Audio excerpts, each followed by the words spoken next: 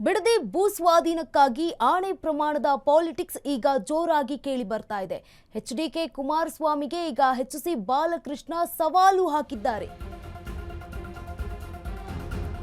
ಬಿಡದಿ ಭೂ ಸ್ವಾಧೀನಕ್ಕಾಗಿ ಆಣೆ ಪ್ರಮಾಣದ ಪಾಲಿಟಿಕ್ಸ್. ಎಚ್ಡಿ ಕುಮಾರಸ್ವಾಮಿಗೆ ಎಚ್ಸಿ ಬಾಲಕೃಷ್ಣ ಸವಾಲು ಹಾಕಿದ್ದಾರೆ. 2018ರಲ್ಲಿ ನೀವು ರೈತರಾಗಿ ಬಿಡದಿ ಪ್ರಾಜೆಕ್ಟ್ ಕೈ ಬಿಟ್ರಾ ಅಂತ ಪ್ರಶ್ನೆಯನ್ನ ಮಾಡಿದ್ದಾರೆ. ಕುಮಾರಸ್ವಾಮಿ ಚಾಮುಂಡೇಶ್ವರಿ ಮೇಲೆ ಪ್ರಮಾಣ ಮಾಡಲಿ ಅಂತ ಕೂಡ ಸವಾಲು ಹಾಕಿರುವಂತದ್ದು. ರೈತರಿಗಾಗಿ ಪ್ರಾಜೆಕ್ಟ್ ಬಿಡಲು ಒಪ್ಪಿದ್ದೆ ಅಂತ ಪ್ರಮಾಣ ಮಾಡಲಿ ಅಂತ ಹೇಳಿದ್ದಾರೆ. ಸಮಸ್ಯೆ ಹುಟ್ಟು ಹಾಕಿದವರೇ ಹೋರಾಟ ಮಾಡ್ತಾ ಇದ್ದಾರೆ ಆರೋಪ ಮಾಡಿರುವಂತದ್ದು. ಕೇಂದ್ರ ಸಚಿವರಾದ ಮೇಲೆ ವಿರೋಧ ಮಾಡ್ತಿದ್ದಾರೆ ಅಂತ ಬಾಲಕೃಷ್ಣ ಅವರು ಈಗ ಆರೋಪ ಮಾಡಿದ್ದಾರೆ. ಇದೆಲ್ಲ ಸರಿಯಲ್ಲ ಅಂತ ಕಿಡಿಕಾರಿದ್ದಾರೆ ಎಚ್ಸಿ ಬಾಲಕೃಷ್ಣ.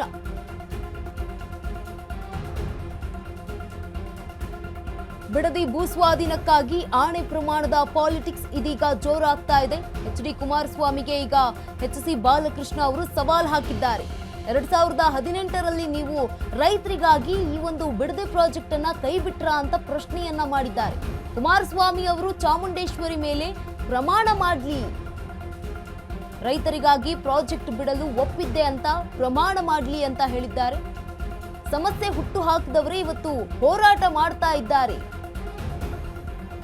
ಕೇಂದ್ರ ಸಚಿವರಾದ ಮೇಲೆ ಈ ವಿರೋಧ ಮಾಡ್ತಿದ್ದಾರೆ. ಇದೆಲ್ಲ ಸರಿಯಲ್ಲ ಅಂತ ಈಗ ಕಿಡಿಕಾರಿರುವಂತದ್ದು ಎಚ್ಸಿ ಬಾಲಕೃಷ್ಣ. ಕುಮಾರಸ್ವಾಮಿ ಅವರ ವಿರುದ್ಧ ಈಗ ಕಿಡಿಕಾರಿರುವಂತದ್ದು ಎಚ್ಸಿ ಬಾಲಕೃಷ್ಣ ಅವರು. ಬಿಡದಿ ಭೂ ಸ್ವಾಧೀನಕ್ಕಾಗಿ ಈಗ ಆಣೆ ಪ್ರಮಾಣದ ಪಾಲಿಟಿಕ್ಸ್ ಕೂಡ ನಡೀತಾ ಇರುವಂತದ್ದು. ಎಚ್ಸಿ ಬಾಲಕೃಷ್ಣ ಅವರು ಸವಾಲ್ ಹಾಕಿದ್ದಾರೆ ಎಚ್ಡಿ ಕುಮಾರಸ್ವಾಮಿ ಅವರಿಗೆ. 2018ರಲ್ಲಿ ನೀವು ರೈತರಿಗಾಗಿ ಈ ಒಂದು ಬಿಡದಿ ಪ್ರಾಜೆಕ್ಟ್ ಅನ್ನ ಕೈ ಬಿಟ್ರ ಅಂತ ಪ್ರಶ್ನೆಯನ್ನ ಮಾಡಿದ್ದಾರೆ ಮಾಧ್ಯಮದ ಮುಂದೆ. ಈ ಕುರಿತಾಗಿ ಕುಮಾರಸ್ವಾಮಿ ಅವರು ಚಾಮುಂಡೇಶ್ವರಿಯ ಮೇಲೆ ಪ್ರಮಾಣವನ್ನ ಮಾಡಲಿ, ರೈತರಿಗೋಸ್ಕರ ಈ ಒಂದು ಪ್ರಾಜೆಕ್ಟ್ ಅನ್ನ ಬಿಡಲು ಒಪ್ಪಿದ್ದೆ ಅಂತ ಪ್ರಮಾಣ ಮಾಡಲಿ ಅಂತ ಹೇಳಿರುವಂತದ್ದು. ಸಮಸ್ಯೆ ಹುಟ್ಟು ಹಾಕಿದವರೇ ಅವರು ಈಗ ಹೋರಾಟ ಮಾಡ್ತಾ ಇದ್ದಾರೆ ಅಂತ ಕಿಡಿಕಾರಿದ್ದಾರೆ, ಆಕ್ರೋಶ ವ್ಯಕ್ತಪಡಿಸಿದ್ದಾರೆ. ಇದೀಗ ಕೇಂದ್ರ ಸಚಿವರಾದ ಮೇಲೆ ಎಚ್ಡಿ ಕುಮಾರಸ್ವಾಮಿ ಅವರು ಈಗ ವಿರೋಧ ಮಾಡ್ತಿದ್ದಾರೆ. ಇದೆಲ್ಲ ಸರಿಯಲ್ಲ ಅಂತ ಕಿಡಿಕಾರಿದ್ದಾರೆ ಬಾಲಕೃಷ್ಣ. ಅದರಲ್ಲಿ ಈಗ ನಾನೇನು ಹೇಳ್ತಾ ಇದ್ದೆ, 1 ಎಕರೆಗಿಂತ ಕಮ್ಮಿ ಜಮೀನನ್ನ ಹೊಂದಿರತಕ್ಕಂತ ರೈತ ಕುಟುಂಬಗಳು 81% ಇದೆ ಶೇಕಡ. ಅಂದ್ರೆ ಇಲ್ಲಿ ನೋಡಿ, ಕೆಂಪೇನ್ ಪಳ್ಳಿದ್ದ ನಿಮ್ಗೆ ಹೇಳ್ತೀನಿ, ಟೋಟಲ್ ಲ್ಯಾಂಡ್ ಎಕ್ಸ್ಟೆಂಟ್ ಬಂದು ಅಕ್ವೈರ್ಡ್ ಆಗಿರ್ತಕ್ಕಂಥದ್ದು 384 ಎಕರೆ.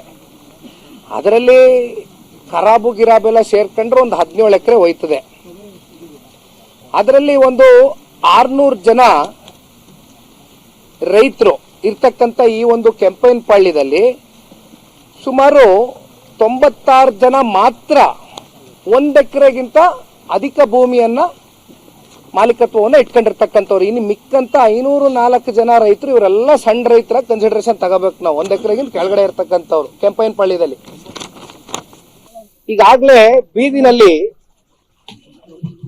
ರೈತ ಹೆಣ್ಮಕ್ಳಿಂದ ಹಿಡಿದು ರೈತ ಮುಖಂಡರಿಂದ ಹಿಡಿದು ವಯಸ್ಸನ್ನು ಕೂಡ ಲೆಕ್ಕಾಚಾರ ಮಾಡಿದಿರಾ, ಸಣ್ಣ ವಯಸ್ಸಿನ ಮಕ್ಕಳುಗಳು 85-90 ವರ್ಷ ಆಗಿರ್ತಕ್ಕಂಥ ಆರೋಗ್ಯದ ಸಮಸ್ಯೆಗಳು ಇರ್ತಕ್ಕಂಥ ಆ ವಯಸ್ಸಿನಲ್ಲೂ ಕೂಡ ನಮ್ಮ ಪಿತ್ರಾರ್ಜಿತ ಆಸ್ತಿಯನ್ನ ನಾವು ಉಳಿಸ್ಕೊಳ್ಬೇಕು ಅಂತಕ್ಕಂಥ ಹೋರಾಟ ಮಾಡ್ತಾ ಇರ್ತಕ್ಕಂಥ 2 ಪಂಚಾಯಿತಿಯ ರೈತರೇನಿದ್ದಾರೆ, ಸರಿಸುಮಾರು 450 ದಿನಕ್ಕೂ ಮಿಗಿಲಾಗಿ ಬೀದಿನಲ್ಲಿ ಹೋರಾಟ ಮಾಡ್ತಾ ಇದ್ದಾರೆ.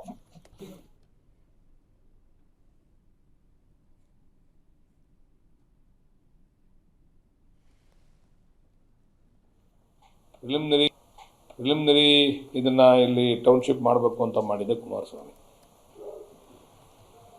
ಈಗ ಕುಮಾರಸ್ವಾಮಿ ಅವರು ನಿಜವಾಗ್ಲೂ ಕೂಡ ರೈತರಿಗೆ ಕಾಳಜಿ ಇದ್ದಿದ್ರೆ ರೆಡ್ ಝೋನ್ ಅನ್ನ ರಿಮೂವ್ ಮಾಡಬೇಕಾಗಿತ್ತು. ಅವರು 2006ರಲ್ಲಿ ಇದನ್ನ ಪ್ರಿಲಿಮಿನರಿ ಹಂತವಾಗಿ ಮಾಡಬೇಕು ಅಂತೇಳಿ ತೀರ್ಮಾನ ಮಾಡಿ ನೋಟಿಫಿಕೇಶನ್ ಮಾಡಿದಾಗ ರೆಡ್ ಝೋನ್ ಮಾಡಿಬಿಟ್ರು. ರೆಡ್ ಝೋನ್ ಮಾಡಿದ್ರಿಂದ ಟ್ರಾನ್ಸಾಕ್ಷನ್ ಸಂಪೂರ್ಣವಾಗಿ ಸ್ಥಗಿತ ಆಯಿತು.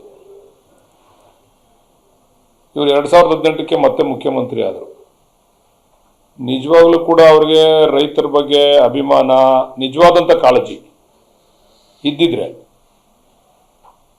ಅವರು 2018 ಇದೇ ರೈತರು ಯಾರು ರೈತರು ಇವತ್ತು ರೈತರು ಹೋರಾಟ ಮಾಡ್ತಾ ಇದ್ದಾರೆ, ಇದೇ ರೈತರು ಕುಮಾರಸ್ವಾಮಿನ ಎಲ್ಲಿ ಹೋರಾಟ ನಡೀತಾ ಇದೆ ಅದೇ ಜಾಗದಲ್ಲೇ ನಿಲ್ಲಿಸಿ, ಬೈರಮಂಗಲ ಸರ್ಕಲಲ್ಲೇ ನಿಲ್ಲಿಸಿ ಇದನ್ನು ನೀವು ದಯಮಾಡಿ ಡ್ರಾಪ್ ಮಾಡಬೇಕು ಅಂದಾಗ ಅವಾಗ ಕುಮಾರಸ್ವಾಮಿ ಅವರು ಇಲ್ಲ ಇದು ನನ್ನ ಕನಸಿನ ಕೂಸು, ಇದನ್ನು ಡ್ರಾಪ್ ಮಾಡೋಕ್ಕಾಗಲ್ಲ, ನಾನು ಮಾಡ್ತೀನಿ, ಆಯಿತು ನೀವು ಕಾನೂನುಬದ್ಧವಾಗಿ ಏನು ನಿಮಗೆ ಪರಿಹಾರ ಕೊಡಬೇಕು ಅದನ್ನು ಕೊಡ್ತೀನಿ ಅಂತಕ್ಕಂಥ ಹೇಳಿರ್ತಕ್ಕಂಥ ಮಾತನ್ನು ನೀವು ಅವ್ರನ್ನೇ ಕೇಳಿ, ಕುಮಾರಸ್ವಾಮಿ ಅವ್ರನ್ನೇ